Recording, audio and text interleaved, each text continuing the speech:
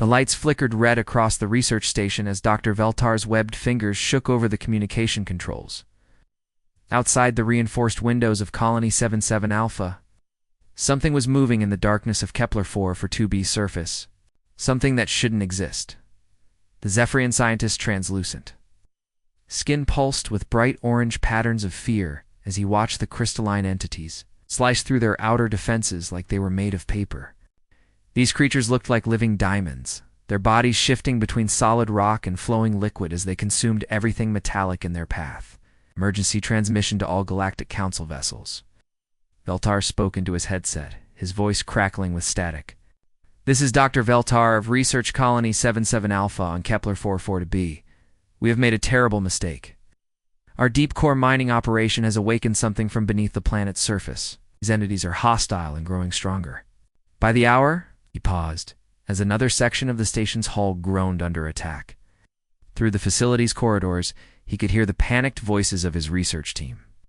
43 Zephyrians worked at this remote outpost, including several younglings who had come to study the unique mineral formations of this distant world. We are not military personnel, Veltar continued desperately. We are scientists, xenobiologists, and mineral researchers. We have no weapons, no defenses against these creatures. They seem to feed on our technology itself. Please, any galactic peacekeeper vessels in range, we need immediate evacuation assistance.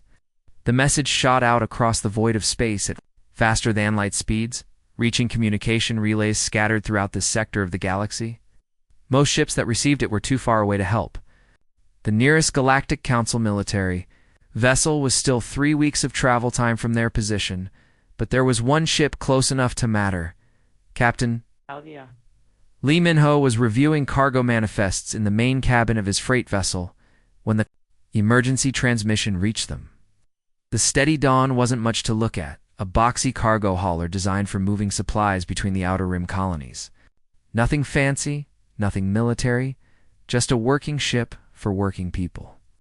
Captain, you need to hear this, called out Park Suna from the communication station. As the ship's engineer, she monitored all the long-range channels during their flights. Between systems, Minho walked over to where his crew had gathered around the communication array. The message was repeating automatically every few minutes, and they watched the desperate face of Dr. Veltar on their screen. The aliens' aquatic features were easy to read even across species lines. Pure terror. Kim Do-yeon, their medical officer, shook his head sadly. Those poor people. Zephyrians are completely peaceful. They've never had to fight anything in their entire evolutionary history. Choi Ji-ho, who handled the ship's navigation and piloting, was already running calculations on his datapad. Only about 6 hours away from their position, if we push the engines hard. But Captain, we're not equipped for rescue operations. The crew turned to look at their weapons specialist, Yoon Hannah, who was studying the transmission with professional interest. Every cargo ship that traveled the Outer Rim needed someone who could handle pirates or other threats. But Hannah had been trained for ship-to-ship combat, not ground operations against unknown alien entities. What do you think we could do against those things? Minho asked her. Hannah examined the brief footage of the crystalline creatures that Dr. Veltar had included with his distress call. They look like they're made of some kind of living mineral. Our standard weapons might not even scratch them. We're freight haulers, not soldiers, Ji-ho muttered, but his heart wasn't really in the objection. They all knew what was coming next. Crew of the Steady Dawn had worked together for 3 years, running cargo between human settlements and alien colonies throughout this sector. They knew each other well enough to read the subtle signs, the way Suna's jaw tightened when she thought about those younglings trapped on the station. The way Do-yeon's medical training made him want to help anyone in distress. The way Hannah's tactical mind was already working on solutions despite the impossible odds. They mentioned children, Hannah said quietly. That settled it. There was something about humans that other species found both admirable and slightly insane. When faced with impossible situations, when any reasonable species would cut their losses and retreat, humans had a tendency to charge forward anyway. It was the same stubborn refusal to quit that had carried their species from the caves of Earth to the stars. Minho looked around at his crew and saw that familiar expression. In their eyes, the look that meant they were about to do something dangerous, stupid, and absolutely necessary. Set course for Kepler-4 to be, he ordered. Start inventorying our cargo. We're going to need to get creative. The Steady Dawn's engines powered down with a deep rumble as they dropped out of hyperspace, and immediately the crew knew they were looking at something far worse than they had imagined. Through the main view screen, Kepler-4 to be stretched out below them. But the research colony that should have been a neat collection of white domes and gleaming metal structures now looked like a disaster zone. Emergency lights flashed red and orange across the main colony dome, casting eerie shadows across the rocky landscape. But what made everyone on the bridge fall silent were the creatures moving across the surface like a slow-motion avalanche of living glass. They weren't just attacking the station, they were methodically taking it apart piece by piece. In the world are those things, Doyen whispered, his medical scanner beeping frantically as it tried to make sense of the readings. The creatures registered as alive, but their life signs were completely unlike anything in his xenobiology database. Sunus. Engineering station lit up with data as she ran every scan she could think of. They appear to be silicon-based life forms, possibly some kind of crystalline entities. Look at this! They're literally eating the station's metal infrastructure and using it to grow larger. The sight was both fascinating and terrifying. The creatures moved like liquid mercury that had been frozen into geometric shapes, flowing around obstacles, and then solidifying into sharp-edged forms that could slice through steel. Their bodies caught and reflected the colony's emergency lighting, creating a disco ball effect that would have been beautiful if it wasn't so deadly. Captain Minho opened a communication channel to the colony. Dr. Veltar's face appeared. On screen immediately, Zephyrian's relief was obvious, his bioluminescent skin patterns shifting from orange panic to blue hope. But then confusion clouded his large, dark eyes. Humans? You came to help us? Dr. Velta's voice carried across. The CUM system, crackling with static from the interference caused by the attacking creatures? But where are your warships, your battle armor, your military escort? Minho looked down at himself, standard-issue cargo jumpsuit, work boots, and a tool belt that held nothing more dangerous than a plasma wrench. His crew was dressed the same way, looking like exactly what they were. Working-class freight haulers who moved cargo containers between colonies. This is what you get, Doc, Minho said with a shrug that was more confident than he felt. We're all you've got right now. The silence that followed was awkward. Through the view screen, they could see the crystalline creatures continuing their methodical destruction. Several of the entities had grown to enormous sizes, some now as large as shuttlecraft. Their faceted bodies towering over the colony's defensive barriers like diamond mountains. Choi Ji-ho ran his hands through his hair, a nervous habit he'd picked up during his years as a pilot. Okay, I have to ask the obvious question here. How exactly do we fight living rocks? Our ship's weapons are designed for scaring off pirates, not battling geological phenomena. The question hung in the air while everyone stared at the impossible scene below them. The creatures moved with obvious intelligence, working together to dismantle the colony's defenses in a coordinated pattern. They weren't just hungry animals, they were problem solvers, adapting their tactics as they encountered each new obstacle. Hannah had been unusually quiet, but now she pulled up the Steady Dawn's cargo manifest on her datapad, scrolling through their current load with the focused intensity she usually reserved for weapon maintenance. A slow smile spread across her face, the kind of expression that meant she was about to suggest something that was either brilliant or completely insane. Mining explosives, she said, reading from the list. Industrial solvents, heavy construction equipment, a Class 7 fusion cutter rated for asteroid mining operations, and about 2 tons of various chemical compounds for the terraforming project on Kepler 438c. She looked up at her crewmates with that same dangerous smile. We improvise. Suna raised an eyebrow. You want to turn our cargo into weapons? I want to turn our entire ship into a weapon if that's what it takes, Hannah replied. Those things down there might be made of living crystal, but crystals can still be shattered if you hit them hard enough with the right tools. Doyon was studying the scan results, his medical training giving him a different perspective on their enemy. These entities seem to have some kind of collective behavior pattern. They're not just individual creatures, they're working together. like parts of a larger organism. Then we disrupt their coordination, Minho decided, and start planning how to weaponize our cargo. Suna, I need you to figure out their weak points from an engineering perspective. Jiho, plot us a course that gets us close enough to help, but far enough away that we don't become their next meal. Through the comm system, Dr. Velter's voice interrupted their planning. Humans, I must warn you, these entities appear to learn and adapt quickly. Our defensive systems were completely ineffective against them. Good thing we don't plan to be defensive, Hannah said. It's already sketching out modification plans for their mining equipment. The shuttle's landing thrusters kicked up clouds of debris as Captain Minho brought them down in Colony 77 Alpha's emergency docking bay.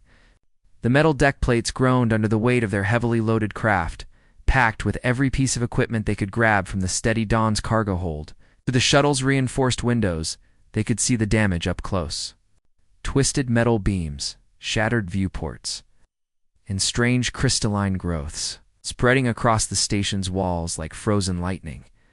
The moment they opened the shuttle's airlock, they could hear it, a low musical humming that seemed to come from the station's very bones. It was hauntingly beautiful and completely terrifying at the same time. The sound vibrated through their boots and into their chests, making their hearts beat in rhythm with whatever alien intelligence was tearing the place apart. Stay close and watch each other's backs, Minho told his crew as they grabbed their improvised equipment. None of them were soldiers, but they'd all spent years working in the dangerous frontier of space and knew how to handle themselves when things went wrong. The inner airlock doors opened with a pneumatic hiss, and they stepped into chaos. The station's central corridor was filled with 43 Zephyrians, all huddled together in their bulky environmental suits. The aquatic aliens looked like they were barely holding themselves together, their normally graceful movements reduced to fearful trembling. Dr. Veltar rushed toward them, his environmental suit's visor fogged with condensation from his rapid breathing. Behind him, the other Zephyrians watched the humans with a mixture of desperate hope and complete bewilderment. To their aquatic senses, humans looked absolutely alien, these bizarre bipedal creatures covered in thick fabric, with forward-facing eyes that tracked movement with the unsettling focus of natural predators. Thank the depths you came, Dr. Veltar gasped, his voice distorted by the suit's communication system. But I must warn you, these entities are unlike anything we've encountered. They emerged from our deep mining shafts 3 days ago, and they've been consuming everything metallic ever since. His words came out in a rush of panic and scientific observation mixed together. They don't just eat the metal, they incorporate it into their own structure, growing larger and stronger. We tried our security systems, our containment fields, even our emergency defense protocols. Nothing works. They simply absorb the energy and use it to multiply. Minho looked around at the terrified researchers, then back at his own crew. Park Suna was already scanning the walls with her engineering tools, trying to understand the crystalline growth spreading through the station's structure. Kim Doyon had his medical scanner out, attempting to analyze the strange life forms from a biological perspective. Choi Ji-hoo was checking their escape routes, while Yoon Hana examined the damage patterns with the calculating eye of someone trained to find weaknesses in any defense. Many of these things are we dealing with? Minho asked. Asins maybe. More, Dr. Veltar replied. They're concentrated in the lower levels, but they're spreading upward through the station's infrastructure. We've sealed ourselves in here, but it's only a matter of time before his words were cut off by a sound like breaking glass mixed with grinding metal. A section of the chamber's outer wall suddenly bulged inward, the metal creaking under enormous pressure. Then, with a sharp crack, a crystalline tendril punched through the reinforced barrier like it was made of paper. The appendage was beautiful in its own terrifying way. A twisted spiral of what looked like living diamond, refracting. The chamber's emergency lighting into rainbow patterns that danced across the walls. But as they watched, it began to grow thicker and longer.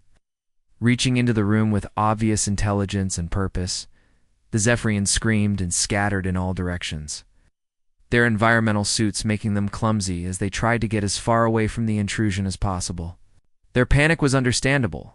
They were researchers, not fighters. And their entire species had evolved in peaceful aquatic environments where the biggest threat was maybe a territorial fish. But while the aliens fled in terror, Hana stepped forward. She moved with the calm confidence of someone who had faced danger before and lived to tell about it. In her hands was the Class 7 fusion cutter they'd brought from their cargo.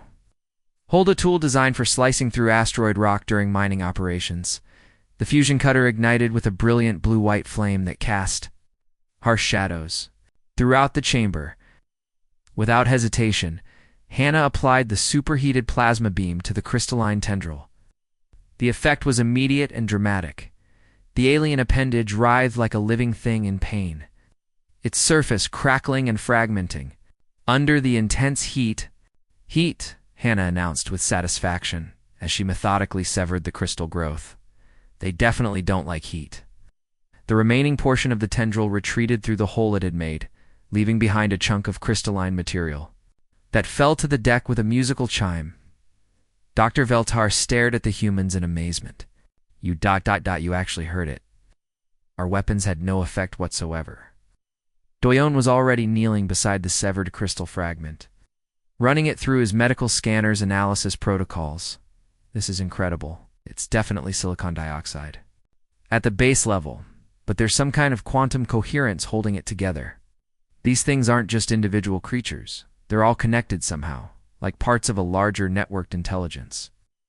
Minho nodded grimly as he processed this information. If the entities were networked, then they were dealing with something far more dangerous than just a collection of hostile creatures. They were facing a distributed intelligence that could coordinate its attacks and learn from its mistakes. We cut the network, he decided. What happened next completely shattered every assumption the Zephyrians had about how intelligent beings should respond to deadly threats. Any civilized species in the galaxy would have immediately begun evacuation procedures, calling for backup and retreating to a safe distance. But the humans did something that seemed absolutely insane to the peaceful researchers. They started turning the research station itself into a massive weapon. Park Suna disappeared into the station's engineering sections with her toolkit and a determined expression that made Dr. Veltar nervous. Within an hour, she had completely rerouted the facility's geothermal power system, which normally provided clean energy by tapping into the planet's underground heat sources. Instead of powering the lights and life support, she redirected all that superheated steam directly into the lower levels, where the crystal entities were concentrated. The result was like turning the station's basement into a pressure cooker. Temperatures in the affected areas shot up to nearly boiling, and clouds of scalding steam began pouring through the ventilation systems. The Zephyrians watched their environmental readings in horror as their carefully controlled research facility became a hellish environment that would kill most known life forms.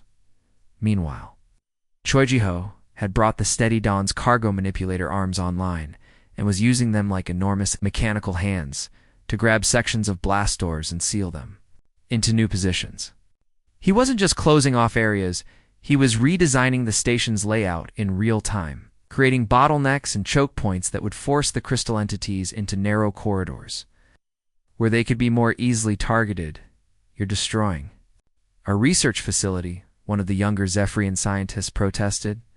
Watching decades of careful construction being torn apart and rebuilt according to human military logic. We're saving your lives, Jiho replied matter-of-factly, welding another blast door into place with a plasma torch.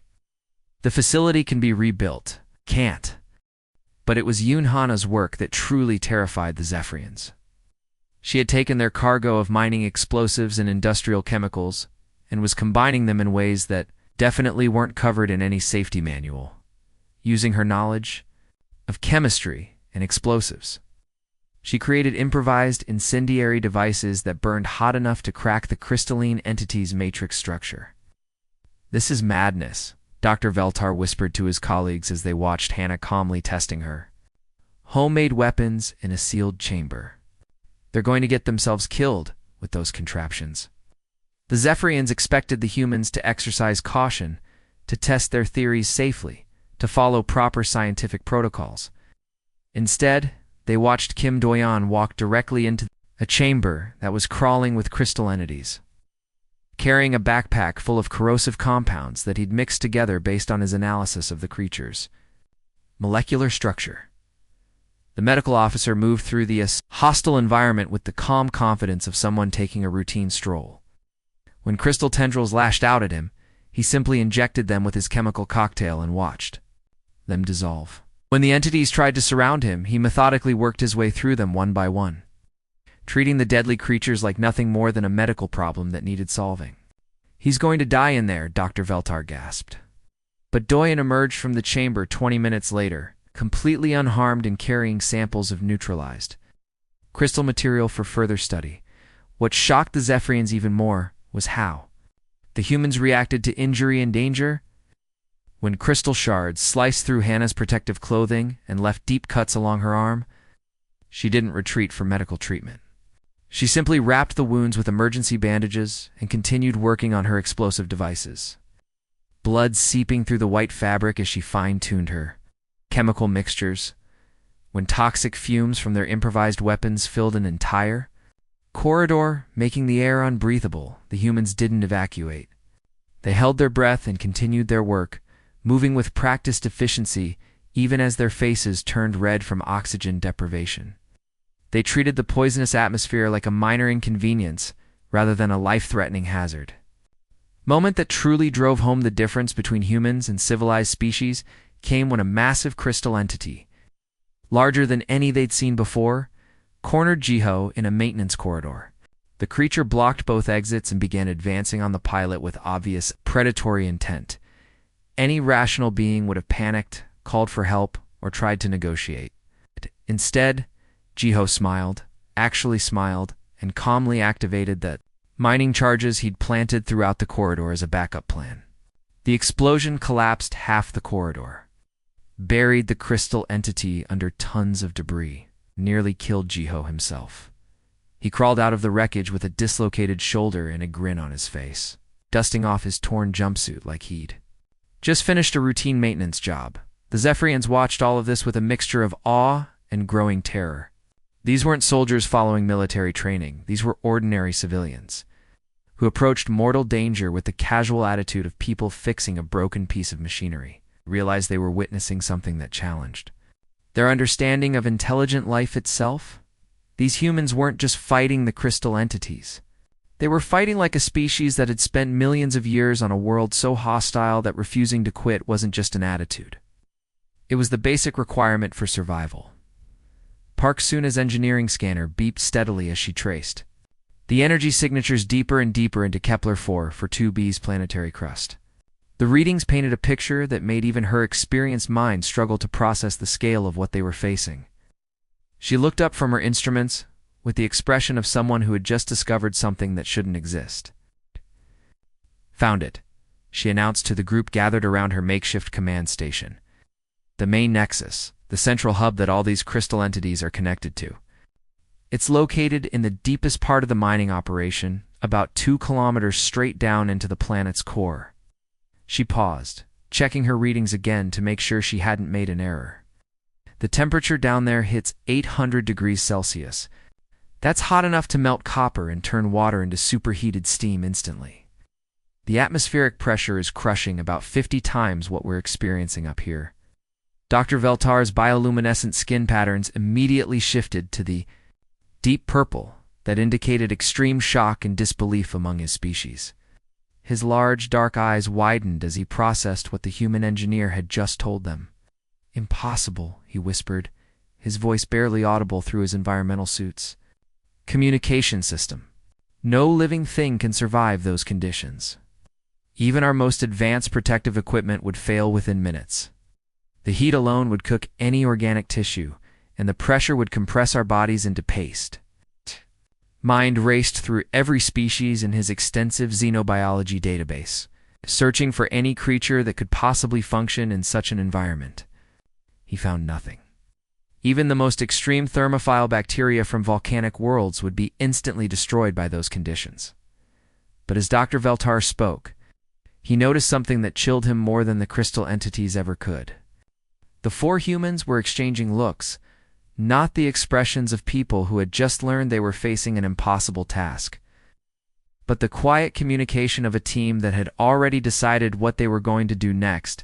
Captain Minho walked over to their equipment pile and began pulling out the heaviest thermal protection gear they had brought from the steady dawn. The suits were designed for emergency repairs on ships near stellar coronas. It's built to withstand the kind of heat and radiation that would instantly vaporize most materials. But even these advanced suits had limits. "We can survive it long enough," Minho said simply, his tone as casual as if he were discussing the weather. "This is suicide," Dr. Veltar protested, his voice rising with panic. "Even wearing those thermal suits, even with your advanced technology, you're talking about descending into conditions that are literally hellish. The human body wasn't designed to function in that environment." Kim Do-yeon looked up from where he was checking the medical supplies they would need for the descent. His expression was patient, almost gentle, as if he were explaining something obvious to a child. "Doc," he said, "our homeworld has regions that make this look comfortable. We evolved in places where the ground literally tries to kill you on a daily basis." The medical officer's words hung in the air like a revelation. For the first time, Dr. Veltar began to truly understand what the term Deathworld meant when applied to the human home planet.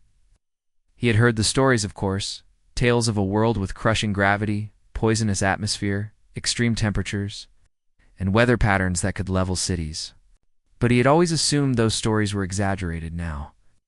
Watching these humans calmly prepare to descend into conditions that would kill any other known species, he realized the stories had probably been understated. Earth wasn't just a harsh world. It was a planet so aggressively hostile to life that its native species had evolved into something that could treat boiling temperatures and crushing pressure as minor inconveniences. These weren't just intelligent beings who had developed technology to overcome their environment. These were creatures whose bodies and minds had been forged in the fires of a world that actively tried to eliminate anything living on its surface. Yunhana was loading their improvised explosives into reinforced carrying cases, enough destructive power to level several city blocks. She worked with the methodical precision of someone who had done this kind of preparation many times before. "The plan is simple," she explained to the horrified Zephyrians. "We go down, we find the central nexus, we blow it up, and we get out before the whole network collapses." Choi Jae-ho was running final checks on the mining elevator that would carry them into the depths. The industrial platform had been built to transport heavy equipment into the deep excavation sites, but it had never been designed to carry people into the kind of environment they were about to enter. "Elevator systems are functional," he reported. "The descent will take about 20 minutes, and we should have maybe 30 minutes of operational time before our thermal suits start failing." As the humans made their final preparations, the Zephyrians watched with a mixture of admiration and absolute terror. They were witnessing something that challenged their understanding of what intelligent life could be. These weren't warriors or specially trained soldiers. They were ordinary working people who treated a descent into literal hell as just another day at the office. The mining elevator began its descent, carrying for humans and enough explosives to reshape the local geology. 2 kilometers below, in the crushing heat and pressure of the planetary depths, something vast and crystalline waited. It was an intelligence that had existed for millions of years.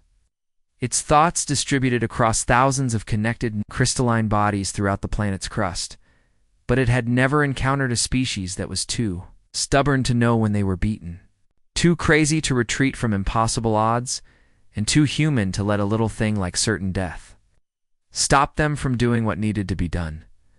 The mining elevator shuddered to a halt at the bottom of its shaft. The moment the protective doors slid open, the 4 humans stepped into something that defied every expectation they had formed about their enemy. The core chamber wasn't just a cavern, it was a cathedral of living crystal that stretched away into the darkness in every direction. Massive formations of translucent mineral structures rose from the floor like frozen waterfalls, their surfaces pulsing with soft, bioluminescent light that traveled along veins running through the rock itself. The patterns of light moved with obvious purpose, flowing from one crystalline formation to another in complex networks that reminded Kim Do-yeon of neural pathways in a brain scan. "It's magnificent," Do-yeon breathed through his cum system, his voice filled with the wonder of a medical professional seeing something completely beyond his experience. even through the heavy thermal suits that kept them alive in the crushing heat. They could all sense the alien beauty of what surrounded them. The temperature readings on their suit displays showed 820 degrees Celsius, enough to melt most metals and instantly vaporize any unprotected organic matter. The atmospheric pressure was so intense that their reinforced suits creaked with every movement, fighting against forces that would have compressed their bodies into paste within seconds. But Captain Minho's mind remained focused on their mission. "It's also trying to consume everything on the surface," he replied pragmatically, already moving toward the largest crystalline formations with his pack of shaped charges. "And it's killed research stations before. Beauty doesn't change the fact that it's a threat." The moment the humans began placing their explosives, the chamber came alive in ways that made their thermal suits' threat detection systems scream. Warnings. Crystal formations that had seemed dormant suddenly erupted from the walls and ceiling like defensive weapons. Sharp spikes of living mineral that could have impaled them instantly if they hadn't been moving with the practiced caution of people who had learned to expect everything to try to kill them. Park Suna worked with methodical efficiency. Her engineering scanner mapping the critical junctions in the vast network while dodging crystalline spears that shot from the chamber walls. The entity's structure was incredibly complex, major nodes that seemed to control different aspects of its distributed consciousness. "I'm reading massive energy flows through these primary formations," she reported, marking targets on their shared tactical display. "If we can sever the connections between the main nodes, it should disrupt the network's ability to coordinate." Choi Jiho was already rigging thermal bombs at the structural weak points Suna had identified, his pilot's steady hands working quickly despite the hostile environment. The bombs were crude devices cobbled together from their mining charges and industrial heating elements, but they were designed to exploit the specific properties of crystalline structures under extreme stress. Meanwhile, Yunhana moved through the chamber like a dancer, her modified fusion cutter casting brilliant blue-white light as she severed the crystalline tendrils that kept reaching toward them with obvious predatory intent. Each tendril she cut caused the chamber's bioluminescent patterns to flicker and pulse more frantically, as if the entity was experiencing something like pain or anger. But as they worked, something unexpected happened. The alien consciousness began trying to communicate with them directly, its thoughts pressing against their minds like whispers made of diamond and starlight. The sensation was completely unlike anything they had ever experienced, not words or images, but pure concept and emotion flowing through their awareness. The entity's thoughts carried the weight of millions of years, the slow patience of geological time, and a deep confusion about these strange creatures that had invaded its domain. It had been sleeping peacefully in the planet's mantle since before. Earth's first multicellular organisms had crawled from the primordial oceans, dreaming crystal dreams and slowly growing through the mineral veins that ran across continents. Mining operation had awakened it from that ancient slumber, and it had responded the only way it knew how, by incorporating the new metal structures into its own body. Trying to understand these surface dwellers through their technology, it hadn't meant harm exactly. But its methods of investigation were naturally deadly to organic life forms. Through the alien communication, they could sense its genuine bewilderment at their presence. How could these soft, organic creatures survive in the crushing heat and pressure of its domain? Why didn't they flee when faced with its crystalline defenders? What kind of species would voluntarily enter an environment that should have killed them instantly? But the humans had long ago learned to ignore things that wanted to kill them, even when those things claimed to mean no harm. Earth had taught them that the deadliest threats often came from natural processes that had no malicious intent. Avalanches, volcanic eruptions, storms, and predators that were simply following their nature. Intent didn't matter when survival was at stake. Kim Do-yeon felt a moment of genuine regret as he placed the final charges along the entity's major neural pathways. From a scientific perspective, they were about to destroy something that was probably unique in the galaxy. A mineral consciousness that had existed since before complex life had evolved on most worlds. But they had 43 Zephyrian researchers counting on them to neutralize the threat. And the entity's peaceful intentions didn't change the fact that its exploration methods were lethal to surface life. "Charges set," Captain Minho announced, his voice steady despite the otherworldly beauty surrounding them.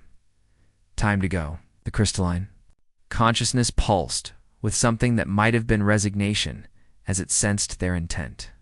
It had never encountered a species that was too stubborn to be intimidated, too practical to be swayed by beauty, and too human to let anything, even an ancient alien intelligence, threaten people they had promised to protect. The elevator began its ascent, carrying 4 humans away from the most magnificent and deadly creature they would ever encounter, leaving behind enough explosives to reshape the planet's deep geology. The evacuation happened with military precision that impressed even Captain Minho.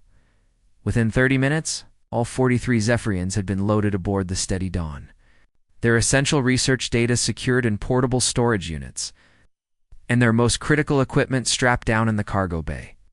The aquatic aliens moved awkwardly in the ship's unfamiliar environment. They followed instructions without complaint, understanding that their lives depended on getting as far away from Colony 77 Alpha as possible. Kim Do-yeon worked frantically in the ship's medical bay, treating the injuries that several Zephyrians had sustained during the crystal entity attacks. Their physiology was completely different from anything in his training, but the basic principles of trauma care seemed to translate across species. He sealed cuts with biocompatible gel, stabilized broken bones with emergency splints, and monitored their vital signs with equipment hastily recalibrated for aquatic biology. Meanwhile, Park Suna sat at the navigation console, with her finger hovering over the detonation trigger, her eyes fixed on the countdown timer she had programmed during their descent into the core chamber. The explosive charges they had placed weren't just randomly positioned. She had spent precious minutes in that hellish environment calculating the exact sequence needed to collapse the crystal network in a controlled cascade failure. 30 seconds to detonation, she announced, her voice steady despite the magnitude of what they were about to unleash. Through the Steady Dawn's viewports, they could see the crystalline entities on Kepler 4, for 2B's surface, moving with increasing agitation, as if they sensed what was coming. The beautiful, deadly creatures that had torn apart the research station now seemed almost frantic, their movements losing the coordinated intelligence they had displayed during the attack. 10 seconds soon counted down. 5, 4, 3, 2, 1, ... Charges detonated. For a moment, nothing seemed to happen. The planet's surface looked exactly the same. The crystal entities continued their erratic movements, and the damaged research station remained a twisted wreck of metal and broken dreams. Then the first shockwave hit, deep underground. The shape charges that Captain Minho had placed along the crystal network's major nodes exploded in perfectly timed succession. Each blast triggered the next in a chain reaction that Suna had calculated to travel through the alien consciousness, like a virus destroying a computer system. The explosions cascaded through thousands of miles of crystalline veins, severing connections that had existed for millions of years. Dr. Veltar watched the seismic readings on their emergency scanner, his bioluminescent skin patterns shifting between fascination and horror as he processed what the humans had accomplished. "You're destroying the entire mining operation," he said, his voice carrying a complex mixture of emotions. The underground chambers that the Zephyrians had spent years excavating were collapsing in precisely timed succession, their carefully engineered supports no match for the geological forces the humans had unleashed. Decades of planning, months of construction, and countless hours of scientific research were disappearing into rubble with each passing second. "Acceptable losses," Captain Minho replied matter-of-factly, watching the seismic displays as the underground destruction spread outward from the core, chamber-like ripples in a pond. On the planet's surface, the crystalline entities began to writhe and crack as their connection to the central consciousness was severed. Without the network to coordinate their movements and maintain their complex structure, they started reverting to simple mineral formations. The deadly intelligence that had driven their attack dissolved into nothing more than pretty rocks scattered across the landscape, but the collateral damage was staggering. The research station's foundations built directly above the mining operation, shifted and buckled as the underground chambers collapsed. The main dome cracked like an eggshell, its reinforced structure no match for the geological upheaval taking place beneath it. Support towers toppled, laboratory modules crumbled, the communication arrays that had sent out their desperate distress call folded in on themselves like dying flowers. The mining infrastructure that had taken the Gayfrians years to construct was being reduced to twisted metal and broken stone in a matter of minutes. Massive excavation machines disappeared into newly formed sinkholes, their metal hulks swallowed by the planet's shifting crust. Processing facilities that had represented the cutting edge of Zephyrian engineering became piles of debris scattered across a landscape that was reshaping itself in real time.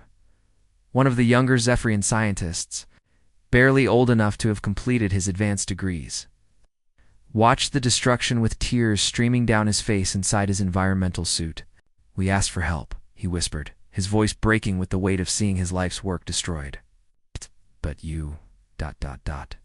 Yunhana looked up from where she was applying medical gel to the numerous cuts on her arms, wounds she had received during their battle with the crystal entities. Her expression was matter-of-fact, almost casual, as if the complete destruction of an entire research facility was just another day at the office. "We gave you a human solution," she said simply. "We win, but nothing's left standing afterward." Dr. Veltar stood at the viewport, watching smoke rise from what had once been Colony 77 Alpha. His life's work, his scientific legacy, his contributions to Zephyrian, knowledge of the galaxy, all of it was disappearing into a crater that was still growing as underground chambers continued to collapse. But as he watched his dreams, literally, crumble into dust, Dr. Veltar realized something that surprised him. He was profoundly, deeply grateful. The humans had saved 43 lives at the cost of one research station. They had eliminated a threat that could have spread to other worlds, other colonies, their innocent researchers who might have awakened something they couldn't control. It was a human solution, brutal, effective, and absolutely devastating to everything except the people they had sworn to protect. 3 days after the explosions that had reshaped Kepler-4 for 2B's geology, the sleek silver vessels of the Galactic Council Peacekeeping Force finally dropped out of hyperspace above the planet. Their arrival was preceded by the usual formal communications protocols, identification broadcasts, and diplomatic courtesies that marked civilized military operations throughout the galaxy. Commander Zethkala of the Altarian Defense Corps stood on the bridge of his flagship, studying the tactical displays with the kind of clinical precision that had made him one of the Council's most respected peacekeeping officers. His tall, elegant frame and pale blue skin marked him as a member of one of the galaxy's oldest civilized species. Beings who had been resolving conflicts through careful negotiation and measured force for over 10,000 years, what he saw on his scanners made absolutely no sense. "Tactical, confirm these readings," he ordered, his melodious voice carrying the authority of someone accustomed to being obeyed without question. "Confirmed, Commander," his weapons officer replied, her own confusion evident despite her professional training. "The crystalline entities that were reported as the primary threat are showing as completely inert. No energy signatures, no movement patterns, no indication of hostile activity." Commander Zethkala studied the surface scans more carefully, where the reports had indicated a thriving research colony. There was now nothing but a massive crater that was still smoking from recent geological activity. The precision mining operation that had taken the Zephyrians years to establish had been completely obliterated, leaving behind a landscape that looked like the surface of a war zone. "The human vessel?" he asked. "Still in orbit, Commander. They appear to be... loading cargo." The peacekeeping commander decided that direct communication was necessary to understand what had happened here. Within an hour, his shuttle was docking with the human cargo vessel Steady Dawn, accompanied by a full diplomatic security team and enough recording equipment to document whatever bizarre situation they were about to encounter.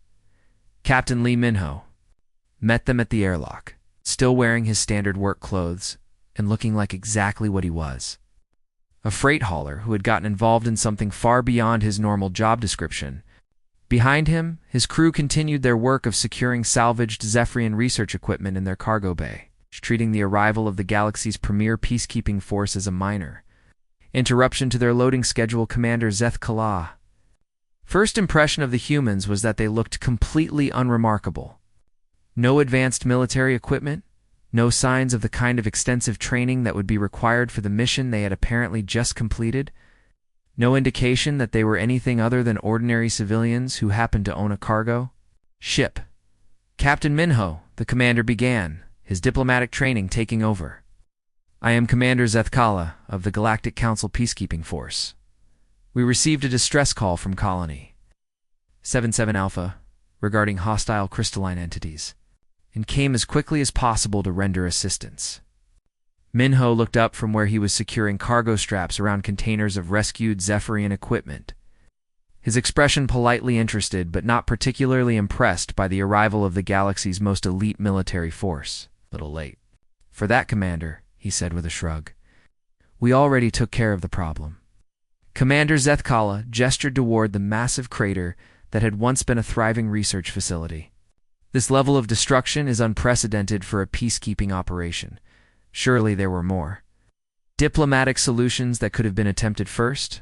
The question hung in the air between them, representing the fundamental difference between how civilized species approached conflict resolution and how humans handled threats to innocent lives. The commander expected negotiation, careful analysis, measured responses, and surgical precision in the application of force. Minho simply shrugged again, a gesture that somehow managed to convey his complete indifference to galactic peacekeeping protocols. We solved the problem. The crystalline entities were neutralized.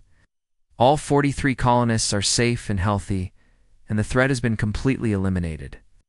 By obliterating everything, Commander Zeth Kala observed, his voice carrying just a hint of the distaste that his species felt for such crude methods.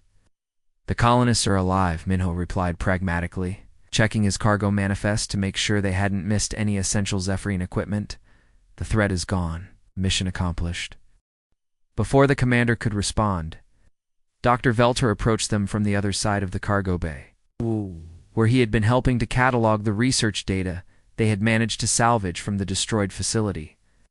His bioluminescent skin patterns were displaying the complex mixture of deep respect and residual awe that had characterized his interactions with the humans ever since their rescue. Commander Zeth Kala, Dr. Veltar said, his voice carrying the formal tones of academic discourse. I must respectfully disagree with any suggestion that there were alternative solutions to our situation. The Zephyrian scientist's words carried. Wait, that made the peacekeeping commander pay closer attention. Dr. Veltar was a respected researcher whose work was known throughout the Council territories. It's not some panic-stricken colonist who might be prone to exaggeration.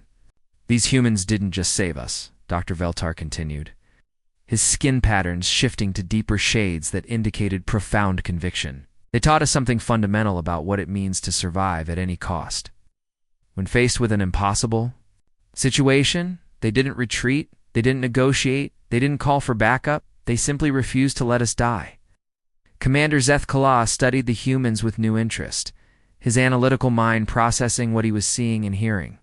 Stories had circulated throughout the Galactic Council about the Rimworld species, tales of their impossible endurance, their refusal to surrender even in hopeless situations, their tendency to find violent solutions to complex problems that other species would approach through careful diplomacy. But seeing it firsthand was completely different from hearing secondhand reports. These weren't savage warriors or military specialists. They were ordinary working people who had treated a rescue mission that would have challenged the Council's best peacekeeping units as just another day at the office.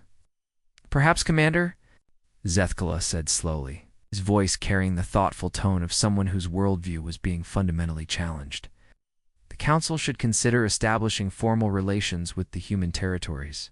6 months had passed since the Kepler-442b incident, and the ripple effects of that chaotic rescue mission were still spreading throughout the civilized galaxy. Dr. Veltar found himself standing in something that would have been unimaginable. Just a year ago, the newly constructed Embassy of Humanity on the Zephyrian, homeworld of Aquatica Prime, The building itself told the story of how the galaxy's perception of humans had changed.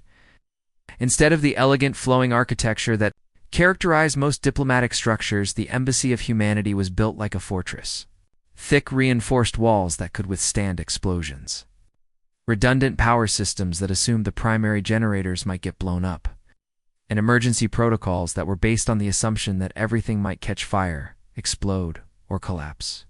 At any given moment, the Zephyrian construction crews had initially been puzzled by the design requirements. But Dr. Veltar had insisted on every specification. He had seen humans work, and he understood that any building housing their diplomatic mission needed to be prepared for the possibility that they might accidentally turn it into a weapon if the situation required it. Today, the embassy's main. The ceremonial chamber was filled with representatives from dozens of different species, all gathered to witness humanity's formal introduction to galactic civilization. The chamber itself was a compromise between human and aquatic environments, partially flooded to accommodate Zephyrian hosts.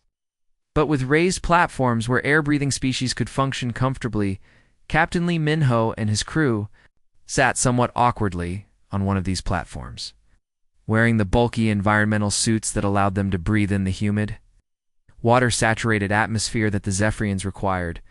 They looked like visiting astronauts at a diplomatic reception, completely out of place among the elegant alien diplomats who surrounded them. Minho tugged uncomfortably at his suit's collar, clearly wishing he could be anywhere else. Park Suna kept checking her equipment readings out of habit. Kim Doyan was studying the various alien physiologies with medical curiosity. Choi Ju-ho looked like he wanted to be back at his pilot's controls, and Yoon Hana was unconsciously cataloging potential defensive positions throughout the chamber. Dr. Veltar approached the central speaking platform, its bioluminescent skin patterns displaying the formal configurations that indicated he was about to make an official announcement. The translation matrix built into the embassy's communication system activated automatically, converting his aquatic speech patterns into sounds and concepts that every species present could understand. Honored representatives of the Galactic Council, Dr. Veltar began, his voice carrying the weight of months of careful diplomatic negotiations. After extensive deliberation and thorough review of recent events, the Council has reached a unanimous decision regarding the human territories. The chamber fell silent as delegates from across the galaxy waited to hear the official verdict on humanity's place in civilized space. Some species had advocated for immediate full membership, impressed by the humans' effectiveness in crisis situations. Others had argued for caution, concerned about integrating a species that seemed to approach every problem with explosives and stubborn determination. Humanity will be granted provisional membership in the Galactic Council, Dr. Veltar announced, with special status as emergency response specialists. Park Suna couldn't suppress a snort of amusement that was clearly audible through her suit's communication system. "They're making us the galaxy's cleanup crew," she muttered to her crewmates. Kim Do-yeon nodded thoughtfully. Could be worse. He observed with the dry humor that had carried him through medical training on dozens of different worlds. They could be making us the galaxy's diplomats. The thought of humans attempting formal diplomatic negotiations sent a ripple of nervous laughter through the assembled delegates. Everyone present had heard the stories by now, how the crew of the Steady Dawn had solved an impossible crisis by turning an entire research station into an improvised weapon, how they had descended into conditions that would kill most known species, and how their solution to a complex alien intelligence had been to blow it up with mining charges. The formal ceremony continued with the traditional exchange of ceremonial gifts and the signing of preliminary treaties, but the real meaning of the event was clear to everyone present. Word about the human solution to impossible problems had spread throughout the Council territories like wildfire. When civilized approaches failed, when careful diplomacy reached its limits, when the choice was between extinction and accepting help from beings who were slightly insane by galactic standards, that's when you called the humans. They were the species that was too stubborn to die, too crazy to quit, and too dangerous to ignore. They approached mortal danger with the casual attitude of people fixing broken machinery, and they had an alarming tendency to improvise weapons from whatever materials happened to be available. Captain Minho stepped forward to accept the ceremonial, Token of Alliance, a crystal formation that had been carefully crafted by the survivors of Kepler-4 for 2b. It was beautiful, peaceful, and completely inert, representing everything that the original crystalline entity had not been. The irony was lost on no one present. "Two new friendships," Minho said simply, his words carrying the straightforward honesty that seemed to characterize all human. Diplomatic statements. As the ceremony concluded and the various alien delegates began to disperse, Dr. Veltar couldn't help but think about what this moment represented. The galaxy was a vast, dangerous place filled with ancient threats, cosmic disasters, and problems that defied conventional solutions. For millennia, civilized species had faced these challenges through careful negotiation, measured responses, and the hope that reason and diplomacy could solve any crisis. Now, they had humans, a species that approached impossible situations by refusing to acknowledge that they were impossible. When faced with problems that should have required years of careful study and diplomatic negotiation, humans simply grabbed whatever tools were available and started breaking things until the problem went away. Outside the embassy of space, other threats were already stirring. Ancient evils that had slumbered for eons, cosmic disasters that threatened entire star systems, and problems that would require the kind of solutions that only came from a species that had evolved. On a world so hostile that everything else seemed manageable by comparison, the galaxy had found its extreme, and they came bearing cargo, manifests full of improvised explosives, medical supplies that could treat injuries no civilized being should be able to survive, and the absolute conviction that any problem could be solved if you were willing to be creative enough with the available resources. As the formal reception continued around them, the crew of the Steady Dawn sat quietly in their environmental suits, already planning their next cargo run and completely unaware that they had just fundamentally changed how an entire galaxy approached the concept of crisis response. They were still just freight haulers as far as they were concerned. The fact that they had become the go-to solution for impossible problems was simply another job requirement in the dangerous business of keeping civilization running.